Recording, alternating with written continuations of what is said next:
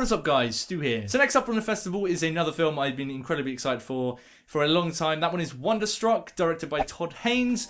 This is all about that shit.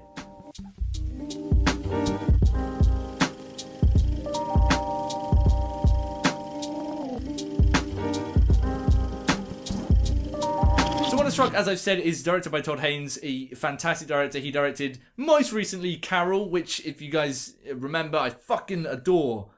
I adore that film. I think it is near perfect. So obviously, you dangle a new Todd Haynes film in front of me, I'm a leap on that shit. But this one is adapted from a children's novel. It's essentially, to put it simply, the story of a kid who's trying to find someone in his life. So he goes on a little bit of an adventure and he learns some stuff about some stuff in his past. And I'm keeping vague there because I don't want to spoil anything, but it's one of those things where without spoiling anything, there's no real way of explaining the story of this one. So just, hang on there. Bear with me. And this one has all the ingredients to be a truly wonderful, magical little film. It's Todd Haynes writing and directing. It's a really adorable, lovely little story, and it's got a fantastic cast. But I don't know, guys. I don't know what's happened. I really didn't feel much for this film at all. I was really disappointed with this one. So as I said, the film stars a couple of notable names here, and most notable of those being Julianne Moore, who you guys, I love Julianne Moore. It's impossible not to love Julianne Moore, and if you say you don't like Julianne Moore, you're lying to yourself.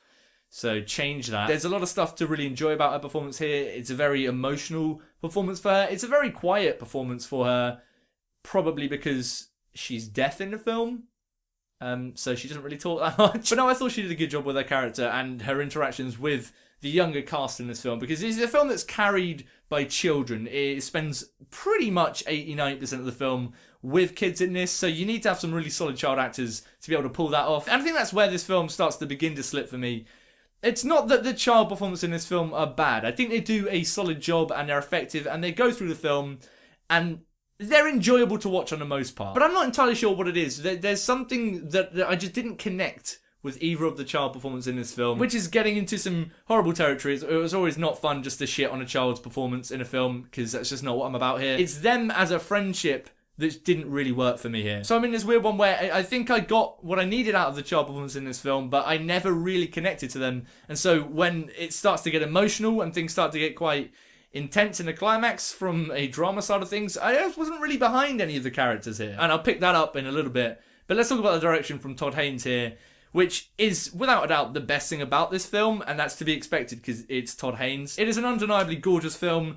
It's shot on 35mm, as far as I'm aware, which gives it this really tactile feel to it, which absolutely works. And I thought it was really genius the way that it wove in this kind of, not stop motion, but this kind of handcrafted feel to a lot of the aesthetic of it. You'll know what I mean if you've seen it. Fantastically executed. No problems there. But whereas his other films have this really kind of subtle, kind of underplayed emotion to them, which hits me in the feels, but never feels like it's forcing me to have the feels, if that makes much sense. This one felt different in that all of the obviously kind of more emotional moments in the film felt very forceful. And I'm not entirely sure how to describe that, but it just did. It's very different to his other stuff. And I really don't think that works here. Maybe an intention of his. I mean, the film plays with a lot of kind of childlike wonder. It's reminding us how we used to explore things as children, and so you may be able to make the argument here that some of the things that happen in the film from a dramatic standpoint are quite explicit and kind of magical and over the top, because that's the way that, I don't know, these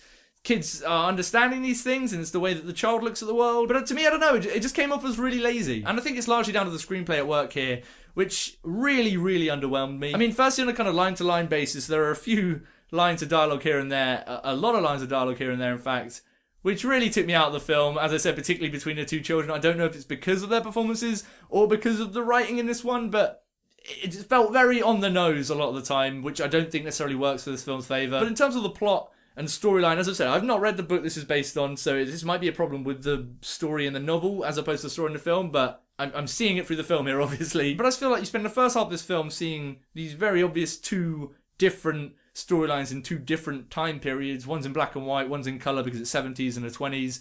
And they're going through and they have these links to each other, but you're never aware of what's actually the link between them, and you're constantly wondering, I don't know, why are we seeing these two together? What is the link here? And then you get to the end of this film and I don't know, me at least, I was like, well, that was it?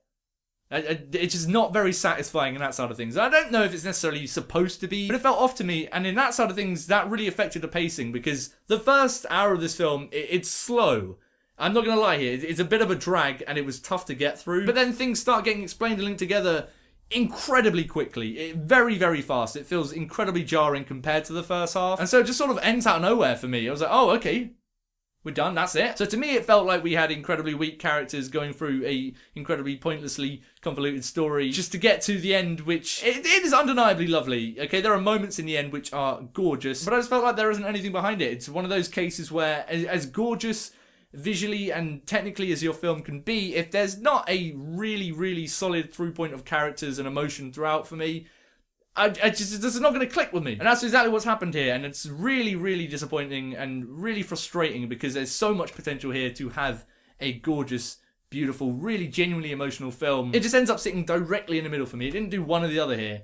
So I'm going to go ahead and give Wonderstruck a very low 3 stars. It is the first big, true disappointment of the festival, which is gutted. It's not what I wanted from a Todd Haynes film, okay? I fucking love Carol. This should have been magical. But what about you guys? Have you seen Wonderstruck yet? I know it's been screening at a bunch of different festivals around the world. So if you've seen it, yeah, let me know what you thought about it in the comments below. And if you're excited to check it out, let me know about that as well. As usual, if you like this video and want to see me talk about more shit, please go ahead and click subscribe. But until next time, stay beautiful, mother truckers.